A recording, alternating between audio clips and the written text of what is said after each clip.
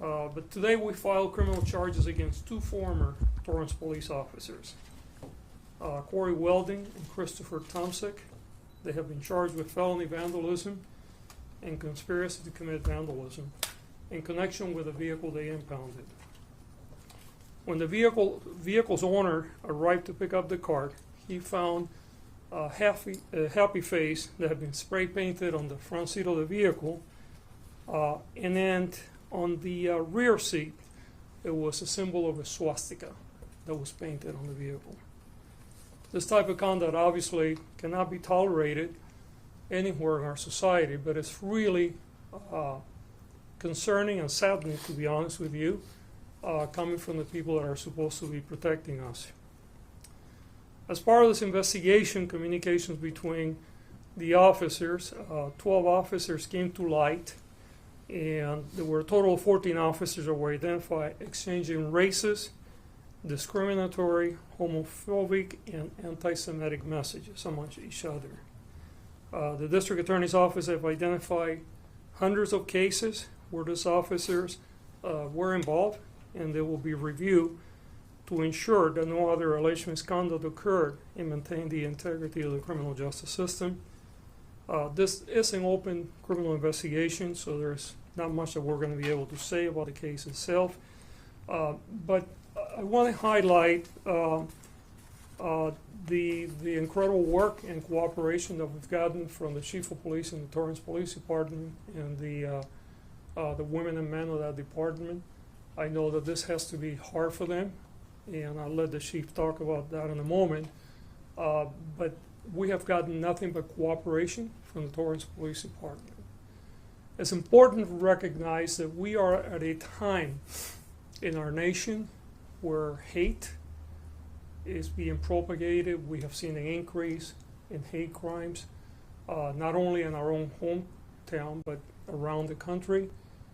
And it's unacceptable, but it becomes doubly unacceptable when we have the people that are sworn to protect all of us to engage in this behavior. The import of this conduct by these officers put a blemish on the entire criminal legal system, both for police officers and prosecutors. And I want to make sure that the community knows that we're here. We take this seriously. We'll be very aggressive in our work. And I also want to underline the cooperation and the incredible work that we have seen coming from the Torrance Police Department. I'm going to turn it over to Chief Hart now. He's going to say a few words, and then we'll be available to answer questions from you. Thank you so much, Chief Hart with the Torrance Police Department. As a new Chief of Police, I am committed to fully cooperate with the District Attorney and his team. The Torrance Police Department initiated a criminal investigation as soon as we were made aware of these allegations, and as a result of that investigation, we submitted a list of recommendations to the District Attorney's Office that criminal charges be filed against these former officers. Let me be clear.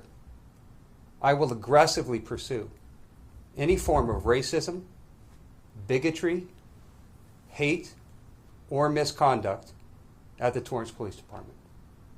As a new Chief of Police, I am committed to hold myself and the organization accountable to the highest standards of our profession, public safety. Thank you. Yeah, can you provide a timeline then? So when, Chief, were you first made aware of what was going on here, and then what was the timeline from that point to where you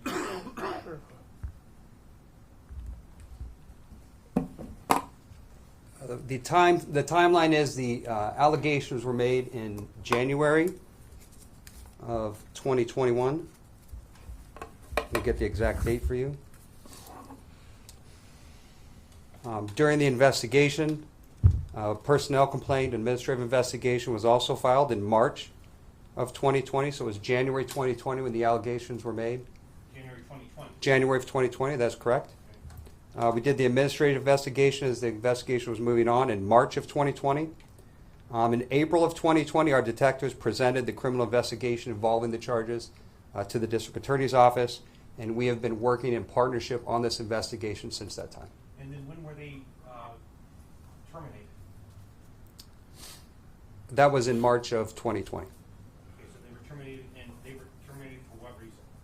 Misconduct. Misconduct? And there's still an ongoing administrative investigation, so that's about as far as I can get into those To you, charges. Mr. DA, I'm just curious if this could ever rise to the level of a hate crime. You know, this is an ongoing investigation. I personally became aware of this case a few weeks ago.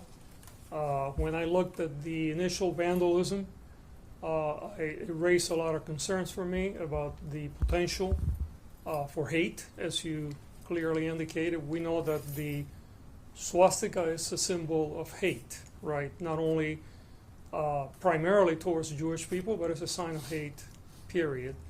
And as a result of that, I ordered additional investigation, and with the cooperation of the Torrance Police Department, information that we had, additional investigation was conducted, analytical work was done that included looking at digital communication, and it was during that period of time that we became aware of just how not only the conduct involving these two particular officers, but the additional officers that they have been now placed on administrative leave, and this will be continuing. This investigation will continue moving forward.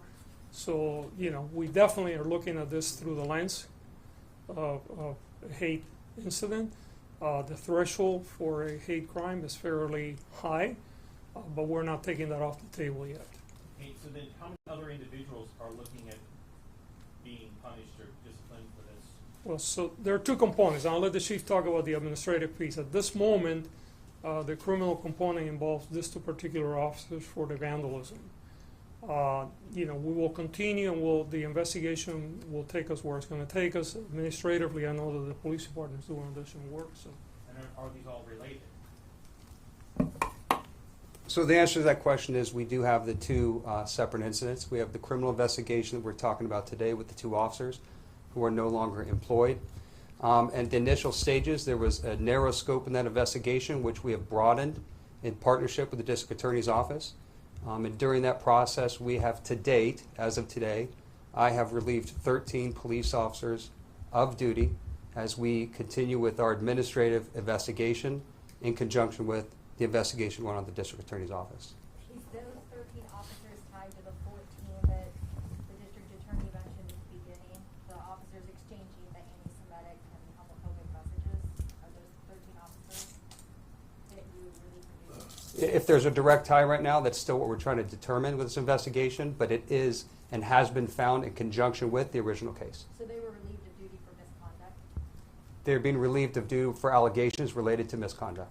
Chief, what can you tell us about the victim of the vandalism case? Was he Jewish? What can you tell us about that?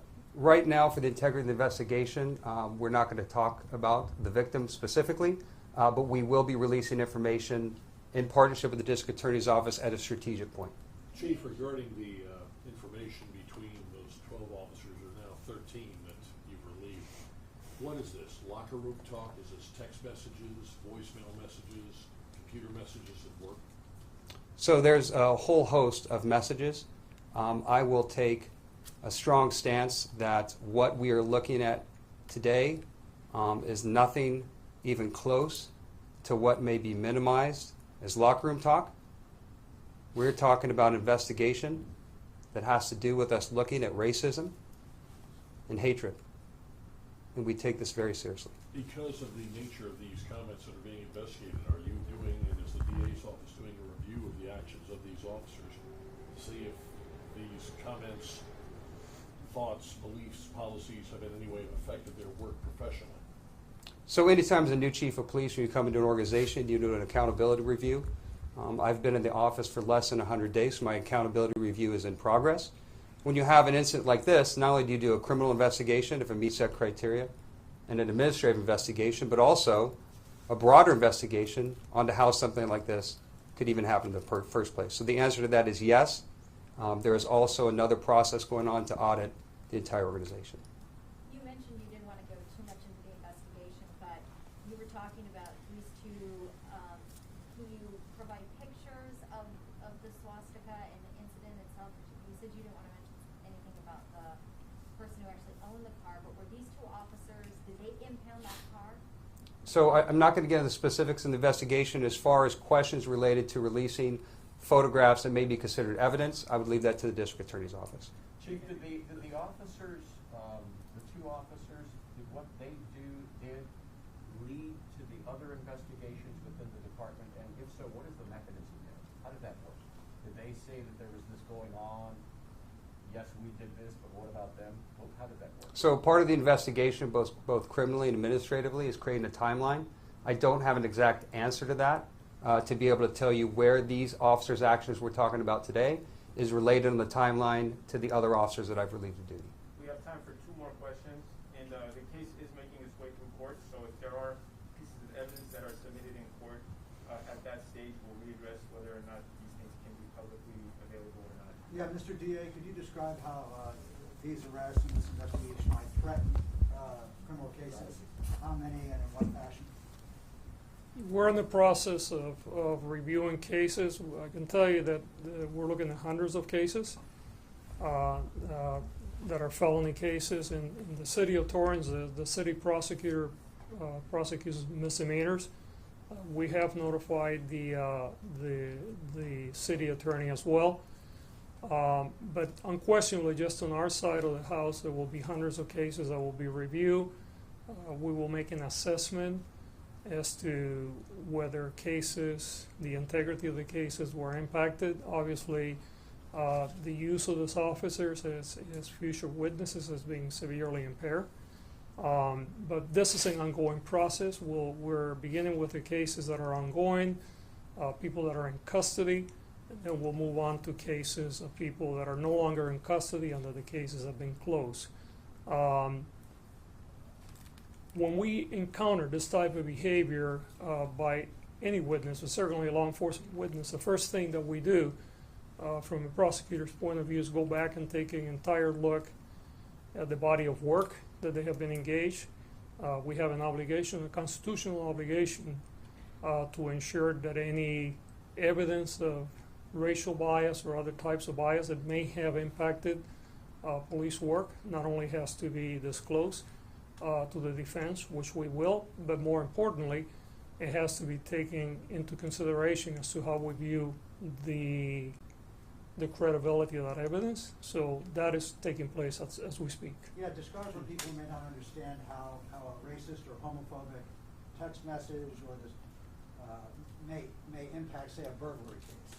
Yeah, absolutely. So one of the things that, when we are moving forward and prosecuting a case based on the investigation that is coming from a police agency, the motivation behind the officers that are engaged in the investigation must be purely professional and based on the facts.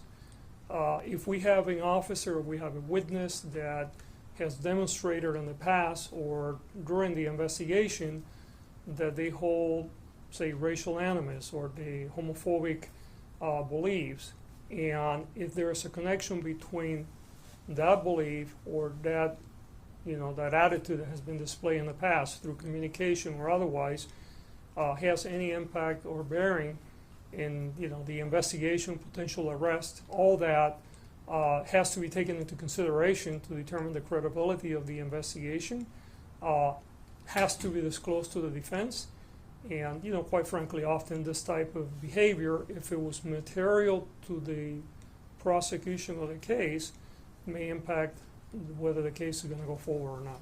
Is that a lot of work to go through all the cases? Describe what's facing you. Yeah, there will be thousands of hours that will be engaged. We know that we have hundreds of cases, which will entail, we will have to review each case. As I indicated earlier, we start with people that are in custody and any cases that are ongoing, and then once we finish our review, we will move to other cases that have been adjudicated in the past. We have to review the case, determine whether the evidence that was provided by the officer, and when I'm talking about evidence, it could be written information, the total products of the investigation. If the prosecution case rested on the information that was provided by that officer, which is now tainted, that can impact the ability of the case either to move forward or if a case has been adjudicated, whether the case has to be reviewed again and determine whether the case should be reevaluated. Do you mind if I ask you, Chief, what was the writing, in what, you're talking about writing on a seat. Where on the seat, and was it in? Yeah, I can tell you very Black markers quickly. and red Yeah, paint? it's a swastika that was painted on the back seat of the car, and there was a smiley face that was painted on the front seat of the car. We also have to do Spanish for our Spanish Yeah. audience as well. So last question, please. I just have Just one Chief, what question. color, Chief, will you please? be available afterwards, Chief? Can you make yourself available so we can do some more questions? Yes. Thank you. Chief, how do you characterize these 13 officers? Rank and file, staff, patrol? Where would you put them? Command? So the question is, where would you put the rank and file of the people we're looking at in the organization? Command? It would be in patrol.